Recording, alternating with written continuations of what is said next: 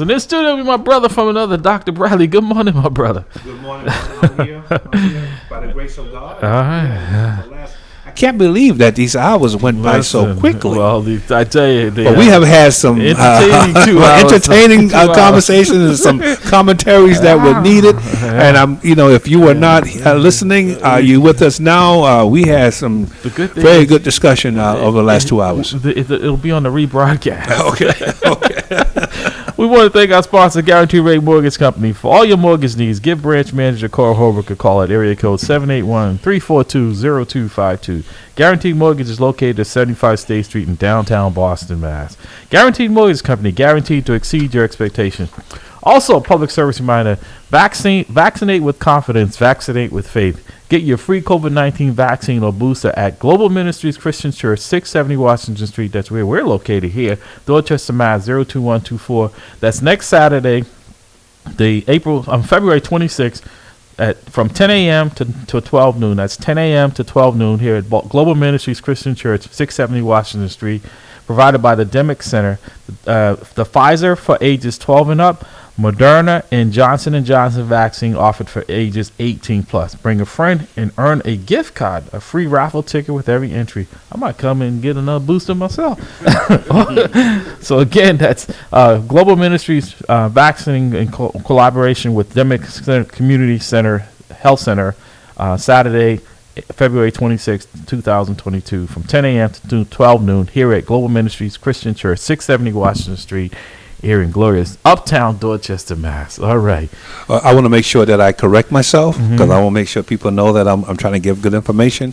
Out of the 55 delegates that went to the Constitution Convention in 1787, I'm sorry, 17 of them were slave owners. All right. So roughly about 17 that confirmed they were slave owners. Exactly. Roughly about a third of them were slave owners. And oh, by the way, the individual who actually documented the Constitution, who wrote it, Madison, slave owner. Hey, so you have to think about that when you think about how the Constitution so-called guarantees the right for everyone. That's why I say, was that the mindset was not thinking of us as human beings. When they were writing that all men are created equal, they weren't, in my opinion, discussing us because they didn't see us. They saw us as property, most of them, right? So that's why I say this Constitution, people say, we got to be strict constitutionalists. I take pause. Because how can you ask me to be strict about something that didn't include me and people that look like me? Well, that phrase came into the Declaration of Independence, but was penned by Jefferson, and it was Benjamin Banneker. Remember him? Yes. Actually contacted Jefferson to say, your Constitution and your Declaration of Independence is inconsistent with your government. Hello. Hello. Benjamin Banneker happened to be a black man. He was a free black man because his mother was white. Saying, hey, listen, you know what you're saying in your founding documents is not consistent. But it's also in our intro in our song, right? Intro song. America, be true to what you said on paper. Exactly. Right? It's the same thing that Banneker was saying, right? Yeah. That's the inconsistency. Inconsistency. Right. Because you're saying we all created equal, but in actuality, your government is not treating us that way. And this is significant today because people ask the question, that happened back in 17, but this is the hit. Yeah. The hit here is that it's those institutions that the Constitution serve as the foundation, which is your government, promote, that air of injustice towards black people because they were not seen as members of society. But also, like I say, people try to make the Civil War was fought on states' rights. It was not. It was fought about states' rights to continue with slavery. Yes, right. Right. So that's the state. Right. This wasn't about slavery. It was about slavery. Let's not be fooled about it. Yeah, that's the lost cause of the fake states' rights. Myth. That's the myth. It was not about state rights. No. It was about the state right to keep you enslaved. Hello. State rights to actually maintain the status quo, which was strictly to actually free labor. Yeah. To take the land from the Native Americans and actually bring African Americans over because of their skin tone, their ability to deal with the sand, the sun, where most of the crops was grown, for free, free labor. And we're still seeing this in this country. And I want to pivot for a second. I want to go back to our caller, but because you're seeing it in an institution that you teach at Curry College, right? It's been in the news the last couple of days about the racial and anti-Semitic issues that are going on there. I want you to talk about 617-282-0685, 617-282-0685. You listen to At the Round Table with Manuel. Jamal, you still with us? Yes, sir. Okay, so I want to pivot for just a second because I don't know if you've been out of town, but Curry Colleges have been experiencing. Matter of fact, they went to remote learning. I know Dr. Bradley is one of the professors there. He teaches there, and he can elaborate a little bit more on what's taking place there. But I was wondering because I was driving up 138 to come in, and I saw the news truck right across the street from the school, and I was like, something must be going on. I thought it had to do with the 138, but then I find out it's Curry College has been having some anti-Semitic racist remarks inside on the property. So clearly it's someone either a staff member or a student there. So they've gone to remote learning for the next 2 weeks. Can you explain a little bit more what's happening there, Dr. Well, we have been receiving some graffiti, or for lack of a better word, racially tainted messages written on walls in the bathrooms, as well as some of the dorms. And I think Milton PD is working very closely with the Curry College security staff to actually figure out who's actually doing this. I have my theory. We have been meeting as a staff to ensure that we can guarantee the safety of our students as well as our staff. So I think there's a lot of work being done on it, but unfortunately we have this issue. And I don't think Curry College is the only college that's having it, because we had the same thing at UMass. But also around the country, historically black colleges with the bomb threats, right? So there's a pattern here. There's a pattern here, yes. And there's a willingness, and there's like an open season and permission, right, to go after people to push, which they feel like is that seems some folks have gotten too much, and now we need to go back to the regress back to the way things were. Exactly, but I think it's important though that the authorities that are actually taking this seriously and looking at it in such a way that resources are being applied to it to deal with the issue. I think I know my colleagues are asking for more communications from the Milton PD as relates to how we where the investigation is, so we can actually be in a position to actually give a credible response to any frivolous information that may be out there. And I think that's where we are. But I do give kudos to the staff as well as the security folks are trying to work this thing through. And there are some questions about the validity of the investigation, but we as you know, and I know from being former police officers, and you're an active police officer, these investigations do take time. And sometimes you have an urgency and the sense of urgency in the minds and the hearts of the people who are victimized. And by all means, I'm one of them, because I'm on that campus that wanted to get it a little bit more quicker. And then we have to understand that this stuff definitely takes time. I want to bring Jamal back in, but before I do, it's alarming that the number of racial issues and anti-Semitic are up in Boston from where they were prior to this, that the number of complaints it was reported out have gone up considerably, not just here but around the country, and that should be alarming to folks, because it's not just black, it's Jews. I mean, this sentiment is that it's open game on anyone that doesn't look like what you feel is in that check category, that box that we went through in the early 60s. And I think the question becomes why.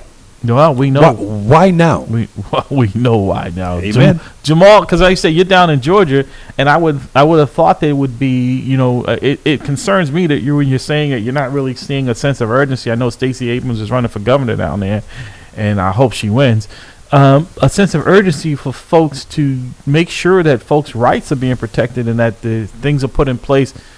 Because there's primaries coming up very soon. Matter of fact, some states have already started early primary voting, absentee voting, and I guess in some ways it's a good, because things are being rejected early on. People are seeing that what they put in place already is already working to disenfranchise voters. So, Jamal, what is it you think we can do here to help folks there? Because I think folks don't realize what happens in Georgia doesn't just affect Georgia; it's going to affect all of us in a negative way. Yeah, I mean, that I really can't answer. Folks, you could talk to your relatives or what have you. Obviously, contribute to your candidates of choice or what have you. But just because of what I'm witnessing, I don't want to, think that my anecdotal experience is, you know what I mean, actually shows the data, because it, once again, based on all the reports, there is major movement with all these campaigns. So there's some excitement there. I'm just particularly not seeing signs and bumper stickers, you know, or people walking around or campaigning, or I just haven't seen it. But you said, not to cut you, but you said also, you know, because unlike here, they do have a lot of black radio stations, and they probably have you're not hearing that being discussed or at all down there, or at much down there about. Okay. So there's two types of radio stations I listen to. One is the talk thing. So the black talk down here is now a new thing. Actually, I told Pastor Bruce Weller and Rev Hobbs about Black Information Network. And this is a national thing. They have them in most cities, of course, except Boston. No, actually, it might be Boston too.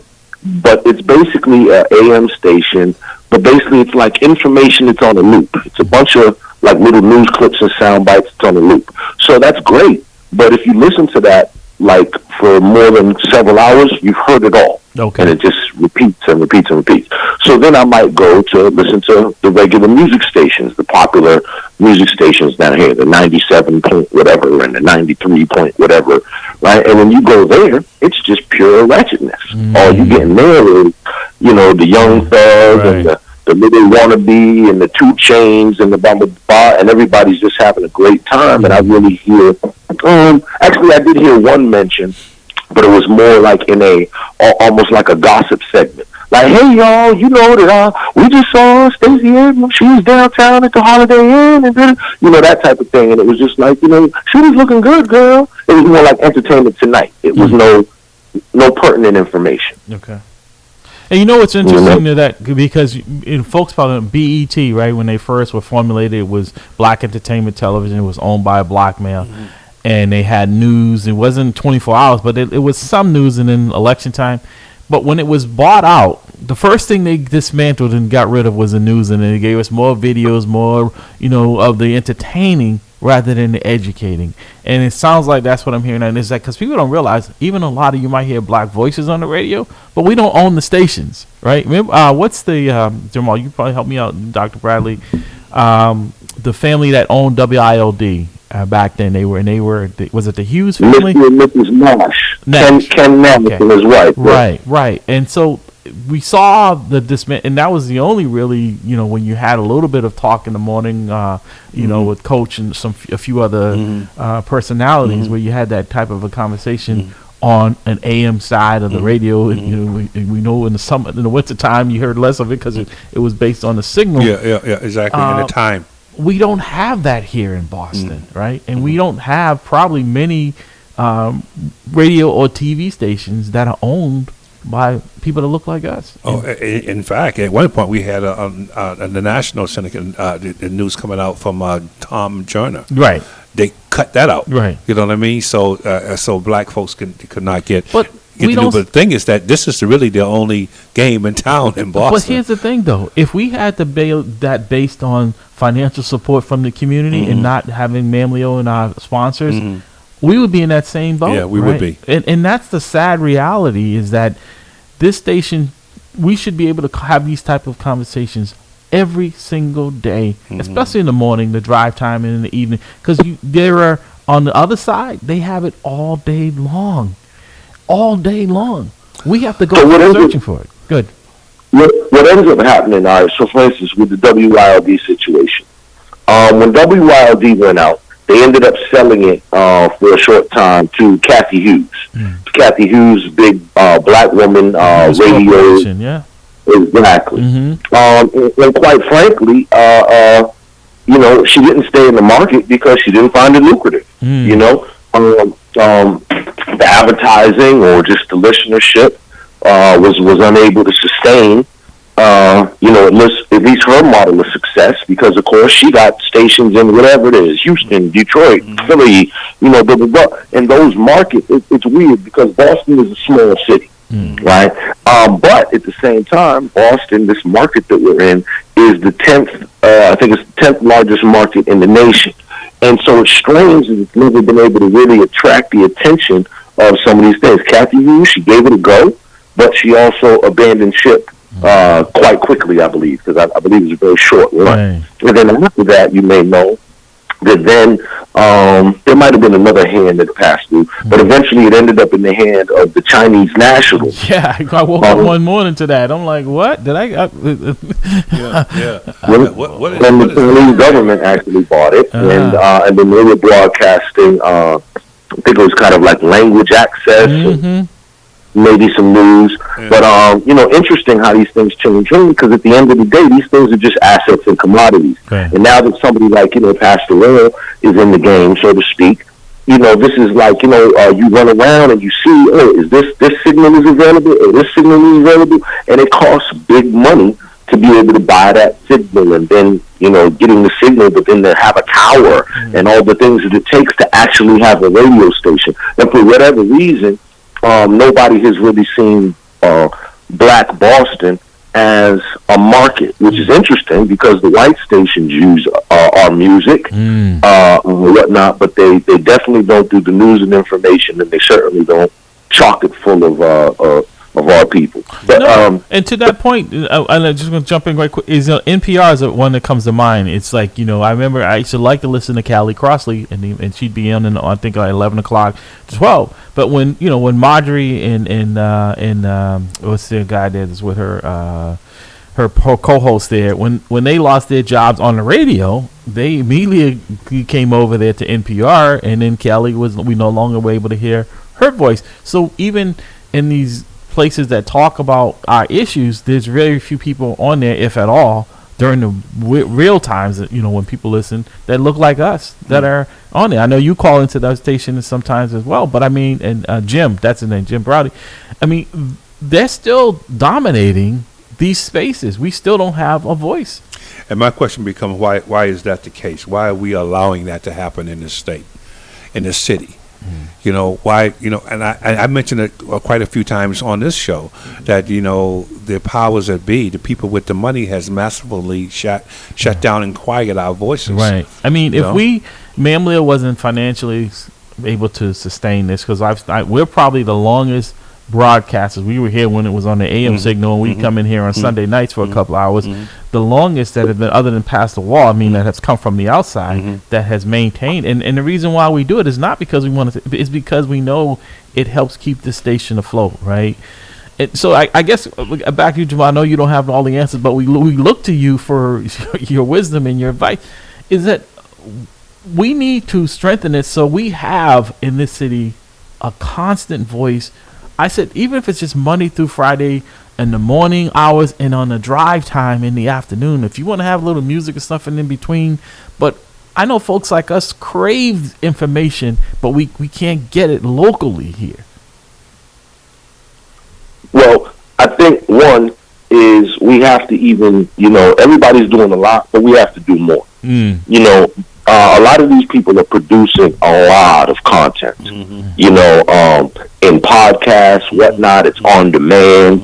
So, somebody who might have missed Hobbs' last broadcast could pull up, all of, like Hobbs season 1. Yeah, you know what I mean? I do it on YouTube all the time. People actually binge. Well, what I'm saying is, so for instance, like a lot of this stuff that's on YouTube or whatever, and I don't know, I haven't looked at the Roku format, but I don't know how easily it's navigated or how it's marketed or promoted. But all of these shows, the popular ones, need to have additional components.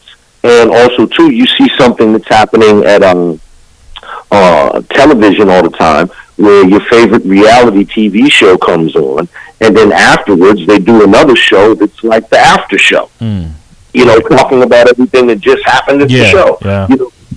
So there's a lot of ways to like further engage the audience. And then I'm going to say this again, and I don't say this as a joke, but literally also too, as you're trying to create a brand and define yourself, and you want to create a standard, what do they call it in the corporations? Quality control, right? At some point, this train is moving forward, but you guys have an albatross tied around your neck. So at some point, there's going to have to be a decision to let that bird, flounder free. And then I think there will be more forward movement and getting new blood. You need some new people. You need some young people. You need some Latino people. You need some Asian people. We need more.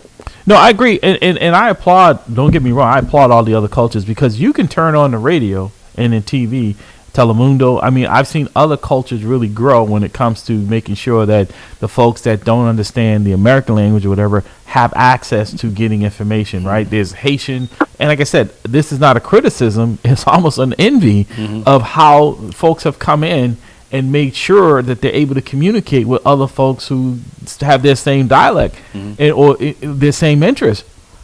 Black folks have not done that. Yeah, because Haitian radio in Boston and Latino radio in Boston, even like the quote-unquote the underground stations, they be killing it. Exactly. That's what I'm talking about. Right. Yeah. Right. For sure.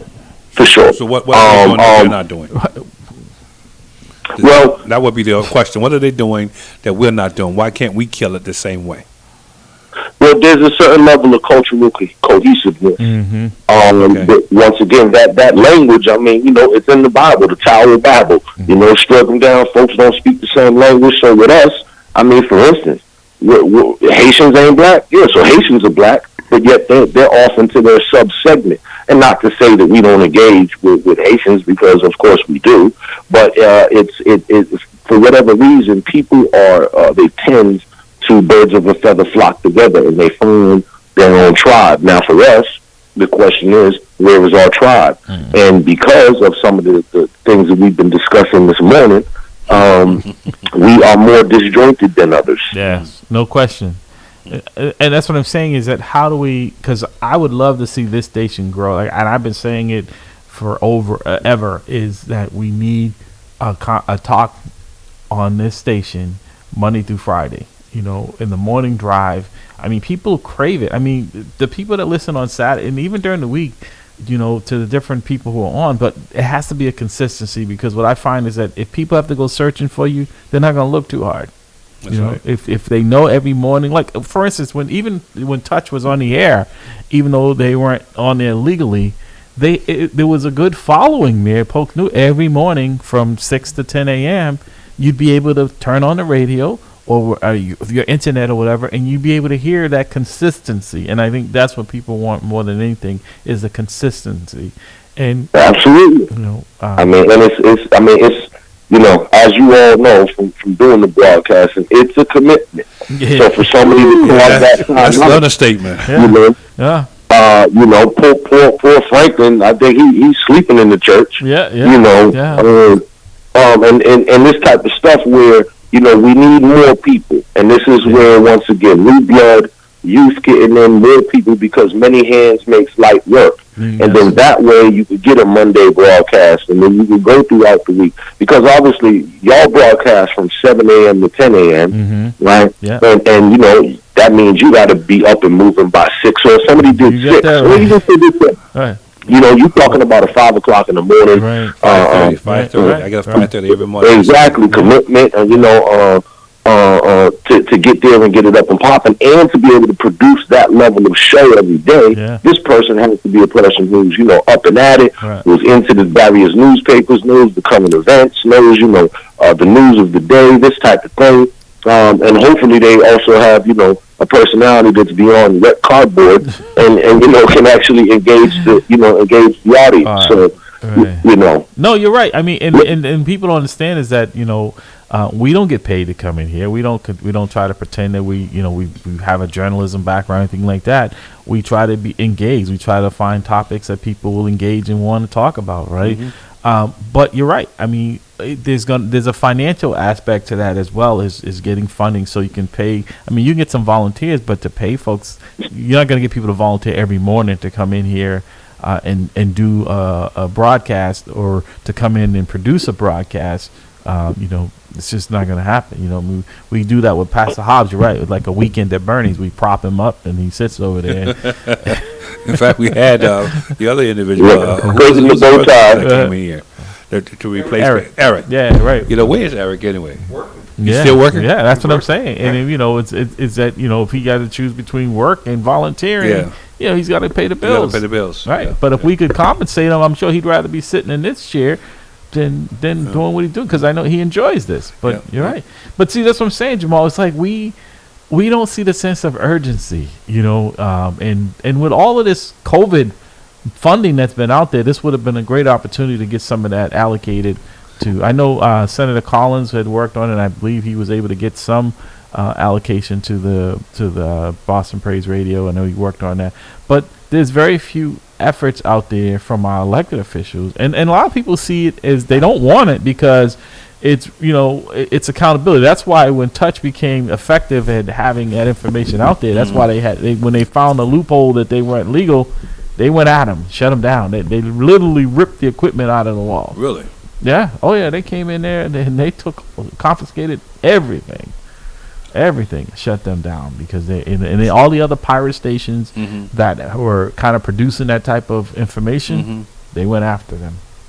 If you're on there, because even now, Boston, the city of Boston has time here. I've never listened to it, but I don't know what they do with the time. They wanted it, but I'm not sure. Have you ever listened to any of the broadcasts when the Praise Radio is off the signal? I know Simmons College has some time as well. No, I've only heard the city, but yeah, I haven't heard Simmons. And I mean, here's the thing: where the city has such a bully pulpit that what do they need to take time away from? Yeah, but that's all about keeping. That's all about maintaining control over information, the flow of information. Yeah, silencing.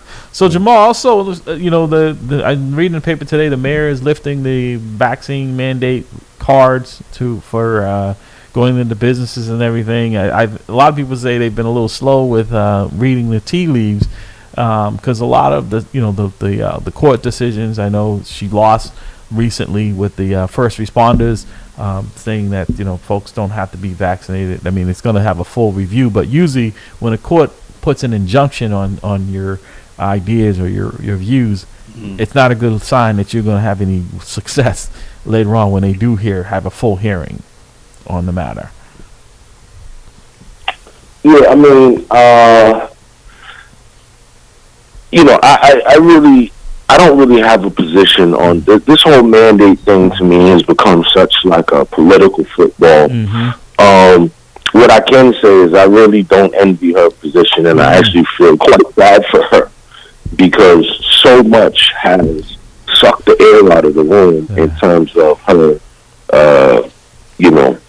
first couple of months in. First 100 days. And, right. I don't think that they had prepared with this. It's one thing on the campaign trail, because I saw her out there a lot. A lot of times she was by herself or with her family, right, or maybe with an aide, and really, people asking. But then the whole weight of the city and all that it encompasses, even the little things like just the snow, when it snowed, all the things that you didn't have to worry about.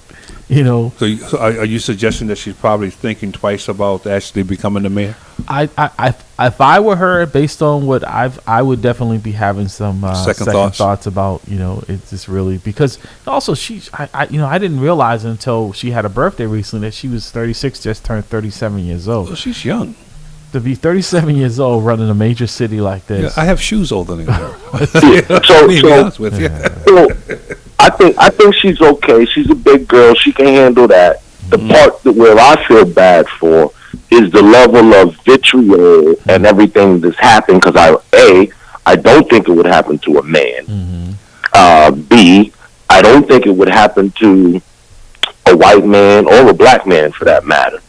I don't think. I'm imagining like if Kim Janey was the mayor. I don't know if these anti-vaxxers would I don't know. But the level of protest, I think us, I would like to say coming off of, but we still are experiencing it. The anti-Asian sentiment and all that. I just think that this is all woven in with what y'all was talking about before, which is the raising of racial animus in this country. And I think she's really been unfairly targeted to a large degree. Yeah. And I think that this mandate and this vaccination thing has gotten so crazy that it's the easy thing to now focus in and the communist mandate and the masks and the this and the that, and it's just to me, it's really indicative of where we are. It's a sad comment in society. Yeah, and speaking of you mentioned the former acting mayor Janey. You see there where Harvard has hired her, and she's moved over there to Harvard to giving her housing. I found that quite interesting because she's such a Roxbury girl, right? And yeah, so I thought that was strange too. Like, you moved, you couldn't stay in your house and commute. So the school of government hired her? Like a fellowship. It must be a fellowship because they provide. It comes with housing. You know, she sent out this thing. I moved over to Cambridge and I'm at Harvard and parked the car. You know, trying to be funny about it. Yeah. But I was. I mean, I'm like, what do they really think they're gonna get out of her brain for the 6 months that she was the mayor? I mean, it's not like she was the first mayor for 4 years. She was there for 4 minutes. 4 minutes. I mean, well, God bless. I'm not mad at it. Just like, wow, that's what it takes. I would have ran if I knew I was going to get a job at Harvard after 6 months. But I think Jamal brings up a point though about the visceral and the anger and the protest that's happening in front of her home every day. In front of her home. That is really the problem. Not just a home; they follow her around. Oh well, see. I mean, right. I mean, didn't happen to Menino. No. Didn't happen to Flynn. No. And I used to guard Flynn's house when I was a cop in South Boston, Flint Way or Flint whatever it was. I used to guard that area when I was a young police officer. Yeah. You never saw anybody out there protesting. Why is it, with her? And I think Jamal is on target with the fact that she's a female, she's an Asian female, and she's the first one to actually, other than a white male, to go through the electoral process and win the office. Well, the other thing too is that people are starting to pay attention to too is that because the people see her as anti-police, and they find that the irony is that that she has now, like, her security detail is probably double what it normally would be for a mayor. Like, there are 5 officers in her house in the morning, then there's several others that travel with her. Is she taking the security detail? I thought she was actually driving her own car. She would not ride in there. No, she rides in there. What she does a couple of days a week is, and the MBTA is not happy about it, but she takes the T to her stop, and then it causes also problems for the officers because now they have to try to prepare, because it makes her target rich opportunity. You know what I mean? If I want to do something, why not there? Everybody's around. It's a perfect environment to do something, so that she might want to rethink that. Well, that's what I think. Dukakis did that for a while too, and you realize I mean, I get the sentiment, and that's what you've been doing, but. You're a public official. I mean, when she was city council at large, even being at large, most people wouldn't even know who she was. Yeah, exactly. Now she's a mayor. She's a mayor. They know her as soon as they put their eyes on her. They know exactly who she is and what she and her authority. She might want to rethink going to. There's a reason why you give a mayor, police detail. There's a reason why you give a mayor a car, so that the mayor can actually drive it, because of the fact of But she's taking some heat also, because right now she has on her plate filling, in my opinion, 2 of the most important, if not the most important, cabinet positions in her administration: the police commissioner, and now a search for a superintendent of schools. Those are definitely 2 critical appointments. But going back, just go to the police commissioner. What's the progress on that? How is that going? Because when we sat in on the Zoom call, I wasn't quite happy. I wasn't happy with. I felt like it was perfunctory. They were just going through the motions to get this. Say that they had done it. Well, people feel like there's not the sense of urgency as well that's being attached. That this is being drawn up because. It's unlike the superintendent's position. She's still in it, and she'll be there until the end of the school year. We haven't had a police commissioner in place in over a year. That's unheard of. At least even if it was an acting commissioner, because the chief is not assuming the role as the police commissioner. So we've had a vacancy for over a year, almost a year and a half since. So he is the chief is acting as the chief, right? Not as the. He doesn't sign anything as commissioner. It's just chief. And so that spot has. Matter of fact, the commissioner is a civilian, has a detail. He doesn't have that as well. He's a uniformed police officer. Right. With a firearm, Right. So, Right. and a radio, Right. So he doesn't really Right. need that Right. type of level, that type of No, security. but I say that would have been one of the things I would have been homing in on and trying to fill as quickly as possible because it's been vacant for so long. Because I don't know if you, Jamal, I don't know if you saw yesterday, Reverend Eugene Rivers and his wife were on Fox National talking about the situations in the schools and how things are. Fox News? Yeah, and and people are alluding to the fact that our schools aren't safe, but yet the mayor's security for herself has increased, but yet the safety for removing the school police and then what's going on, they feel like it's hypocritical in some ways that you're making sure you and your family are protected, but yet our schools, like there was yesterday, there's been on the news, a kid came into the South Boston High School with a loaded firearm. Really? Yeah. A loaded So, I mean, not for nothing. I think that too is kind of a political football. Absolutely. So, it is. but folks want to make it okay. So, Boston Public Schools, first of all, it's not Fort Apache the Bronx. Okay, so these things happen. Yes, they happen for sure.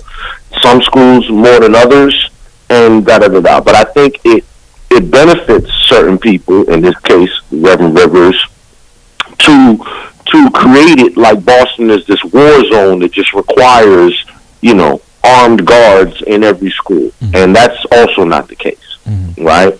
So I think that there needs to be some sort of realistic assessment of how to provide security to schools. And for me, too, really, if I was involved, I know that most of the dirt happened when I was in school was, on the way home from school. The buses, so on and so forth. So this overall plan of how to keep kids safe, I think, needs to be more comprehensive and can't be so bombastic.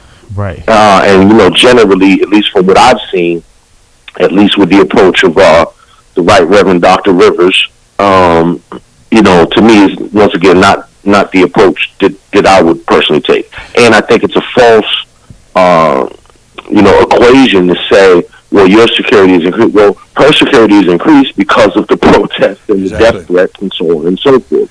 So unless your kid Tyrone is getting death threats and and protests outside your house, it's just a false equivalent. Yeah. No, but I guess because you're leaving without filling this vacancy, without having some stability in there, you're leaving folks with continuing to have this conversation about that and not having anyone on the inside explain the way you just articulated. That's not being conveyed, right? So no one in the leadership is saying this is the reason for this increase. It just looks like you're more important than my child. So here's what I'm going to say, because obviously I am not the spokesperson for the mayor. Right? Probably should be. But what I will do is I'll hook you up with the spokesperson for the mayor, or, you already had the mayor herself on there. So you should, have her on. Once again, she's a big girl. She can answer questions and whatnot. And I think that she would, be open. One thing that I can say that I like about her is she's certainly open to, positive conversations, and she's trying to get solutions. And, one of the reasons that I like her personally is that she's smart and she gets it. So, you might not always agree, or folks might be on the opposite, but I think this is the first time in a long time where you can engage with somebody, in an authentic and real way. And once again, the folks still might not come out on the same side of an issue, but I know that she'll give it a sincere listen, and I know she's thoughtful and she's intelligent enough to understand, the points that is brought up. So I would say, let's just try to get Michelle or one of her people, the mayor or one of her people in there. I must say that I was impressed with the committee for black men and black boys. I'm not necessarily, enamored with the idea of putting someone in place that they haven't fought the fight.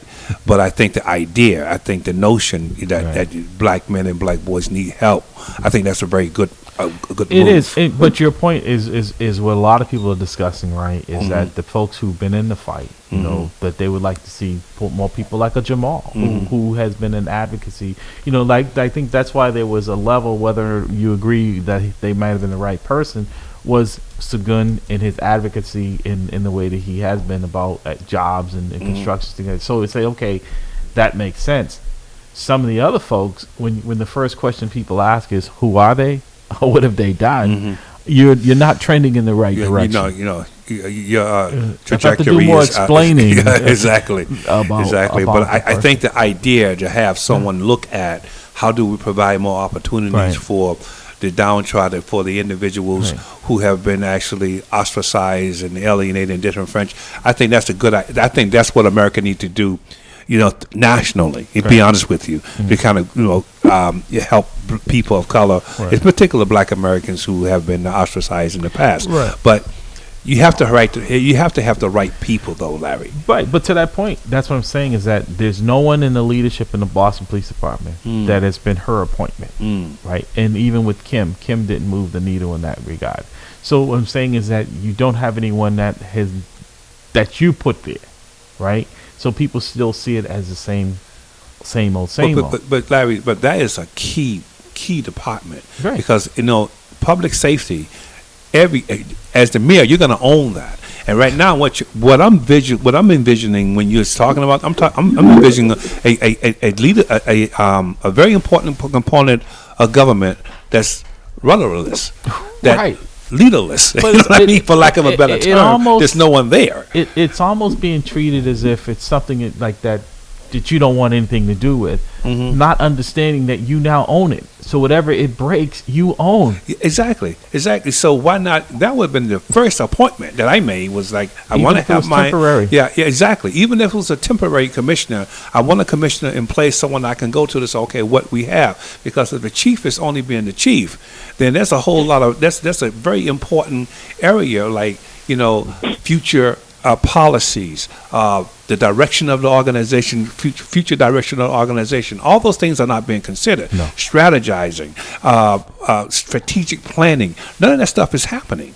No. And this is your key. This is your key agency. Right. No, that's not good. That's not good at all. The other part to that is that the component to that is that most of the people that are there now will probably be gone. So how invested are they really when they're just waiting to be told that they no longer have a job, right? Yeah. So Well, I've been there. I've been there. Right. As a what tends to happen, you start to get dysfunction. You start to get this attitude that why should I make a decision because I'm not going to be here to see it through. Right. And Why should I try to implement a program Right. that's going to be better Right. as relates to how you process the communication center Right. or how you do patrol because I'm not going to be able and to I see think it an through. important part of that that Jamal could to attest to is that the OPAT and some of the transformation that were supposed to be implemented, why it's not being implemented is because there's been There's no leader. no steady leadership and communication, and the people are And how does this impact? And this might be the same question because I'm not very familiar with it. But how does this impact? Well, the so CRO? now they have named the people now, though. So now they have in place the OPAT, the staff at the OPAT, the Civilian Review Board folks, and the Internal Affairs Oversight panel folks.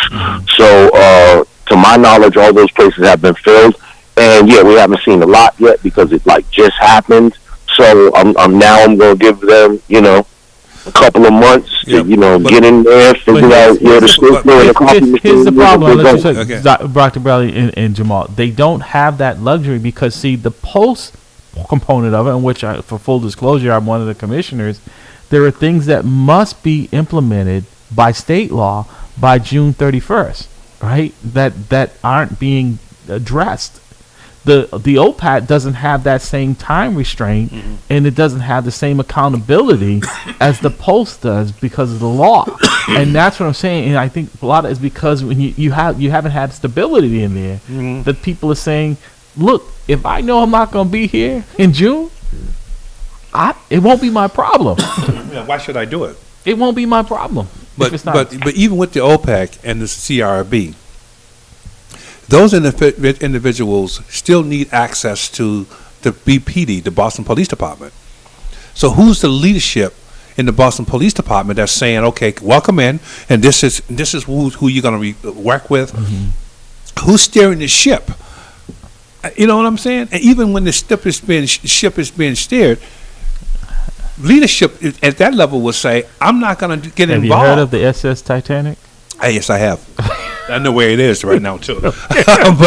but my point here is that there's another area here, right, as it relates to how do those two agencies kind of merge and interconnect. Let me say, and I have served as a commissioner on the Post since last April. Mm-hmm. Since last April, it's coming up on a year. Mm-hmm. I have not been contacted by one member in leadership in the Boston Police Department to sit down with. But you're a member of the Boston Police Department. Right. Two of us are, the president of the Patrolmen's Association, to explain what it is if they're unclear about what is taking place. And there are public meetings, so I'm not saying anything out of school yet. And that's what I'm saying is that the fact that you haven't reached out to the people who are in charge of the commission that you have access to, I'm scratching my head, and I'm not going looking for. That means that I'm not interested in actually implementing those programs or implementing those suggestions. But they're going to without you. That's what I'm saying. You're going to have to deal with it. But okay, you're right. You're going to have to deal with it. But there's two ways you can deal with this. You can deal with it with a full bore and do exactly what's told. You can actually finagle the bagel and smoke and mirrors, make it look like it's something that is not.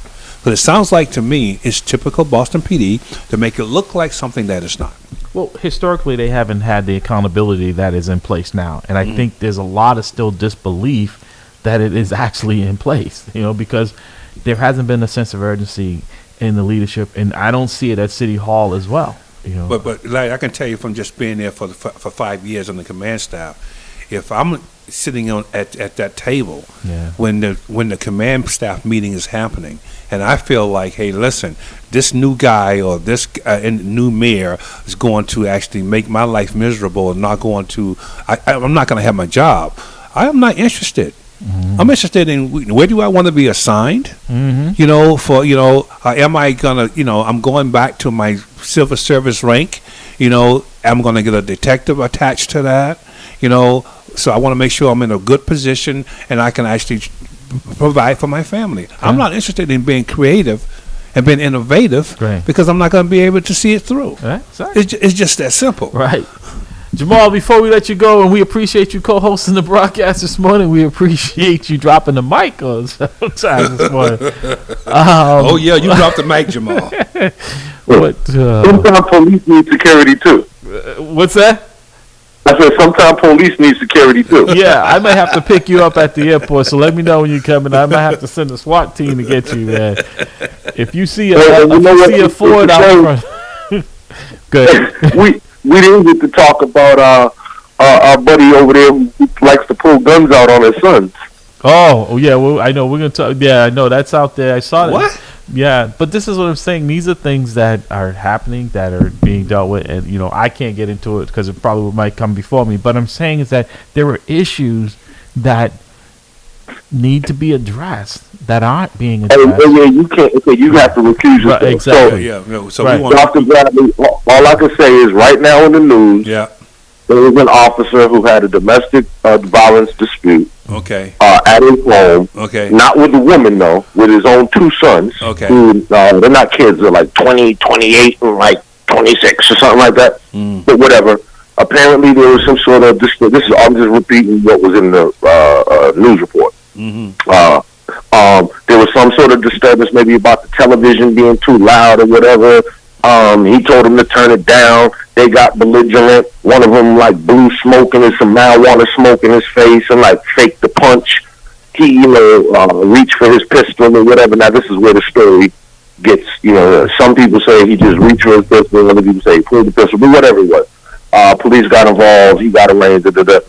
And so now it's all about how it's being handled and da da da. Now, you probably know this officer. I can't call his name, and I won't, but it's in the paper. But what I can say is the picture that they took of him. Oh my! I mean, talk about looking guilty. Oh boy, this guy. Well, first of all, first of all, I think he was guilty from the moment that he allowed his 27-year-old child to stay in his home. Because it's a different generation. I understand that people need support. I mean, I have older kids as well, and I will make it very clear to them. But I have done what I needed to do, and I will help you. But it's time for you to actually go out and do your own thing. So that would be my very first response. My second response is that one of the key pieces, one of the key characteristics of law enforcement is the ability to maintain perfect command of your temperament. That's required as a police officer because you're carrying a firearm and you have the authority on more so than any other agency in our society to take life under the right conditions. So therefore, you have to be able to maintain the control of your temperament. And I often say to people, we have to stop in law enforcement looking at the aptitude and also consider the attitude. Yes, the aptitude of an individual is important. You need to be able to document. You need to be able to analyze data. But your attitude got to be equally important because you need the right attitude to be a police officer. But I'm saying what I'm basically saying. They should have never been there in the first place. Well, that's my hit. You know what I mean? Temporary. Okay, but at that age, it's time for you to find your own life, baby, and it's time for me I can help you. I can do what I need to do as a parent to make sure that you're okay, but I'm not gonna let you stay. No. It doesn't happen that way. I'm sorry. Jamal. I done raised 5 kids and they're all grown, and I'm staying here. Jamal, thank you, sir. We're coming up to the top of the hour. If you need a ride when you get back in, brother, I'm just a phone call away, man. I've gotten a lot of dry runs with Pastor Hobbs, so I'm good. if you pick me up, I want Pastor Dan in the trunk. All right. Oh man. Jamal, you have a good time down there in my home state. Yeah. I'm from Augusta, Jamal. Right down I-20. But enjoy. Jamal, and I hope your daughter's well. I'm sure that's why you're down there as well. So hope she's doing well. Back Monday. All right, man. We'll see you on the other side. Thank you, sir. Be blessed. All right, please. Wow. It has been the round table with Dr. Bradley, Larry Ellison, and Jamal Crawford. It has been a round table because we've been going around the table having some very excellent discussions on some very good topics. It's been interesting. Yes, it has. And this too shall pass. Wow. So before we go, just want to remind folks again, next Saturday, vaccinate with confidence, vaccinate with faith. Get your free COVID-19 vaccine or booster at Global Ministries Christian Church, 670 Washington Street, Dorchester, Mass. Saturday, February 26, 2022, from 10 a.m. to 12 p.m. Provided by the Demick Center. Pfizer for ages 12 and up. Moderna and Johnson & Johnson vaccines offered for ages 18 plus. Bring a friend and earn a gift card, a free raffle ticket with every entry. Again, that's next Saturday here at Global Ministries Christian Church, 670 Washington Street. Vaccinate with confidence, vaccinate with faith. You can get a booster, you can get your vaccine, your first one, and I don't know if you can get second, but you can. There's no contact number here to call. So again, it's provided in collaboration with Global Ministries Christian Church and the Demick Health Center. So folks, like I said, if you need to get a booster, if you need to get a vaccine, come on from 10 a.m. to 12 noon next Saturday. Dr. Bradley, before we go, sir, anything? I know you said you won't be with us next week. No, I have to actually teach a course next week on all things ethics in policing. Oh boy, ethics in policing. Given the current climate in police community relations, I had the pleasure of working with a few of my colleagues at Curry College, and we put together a very good curriculum on police ethics and things that they need to be teaching in the academies. Mr. Post Commissioner, that's one of the things that need to go, and I have the piece on explaining what ethics is all about. Unlike if the Boston Police Department, Dr. Bradley, my brother, if you want me to come up and talk to you on your classes about the changes, I'd be more than happy. we're happy and willing to convey. I hold you to that, brother. You know, the changes, because it's important that people know. Yeah, I hold you to We're that. not trying to help keep it a secret, and Yeah. that's the part that I'm like, folks, we're not trying to keep it from you. You know, we're trying to let you know so that folks don't get in trouble. Yeah, I mean, I may ask you to do that, Mike. I have a couple of courses that I'm teaching, and one is Intro to Criminal Justice, and that is a component that might be helpful. You got it. You know what I mean? You got it. It's on Tuesday from 1 to 3. All right. You Okay. got it. All right. All Good, right. folks. We've got to go. Until then, Dr. Bradley, what do you say? Be blessed. Be blessed. All right. We're out of here. This is for the dreamers. They say I am a dreamer, 'cause I still believe that anything is possible as long as you work.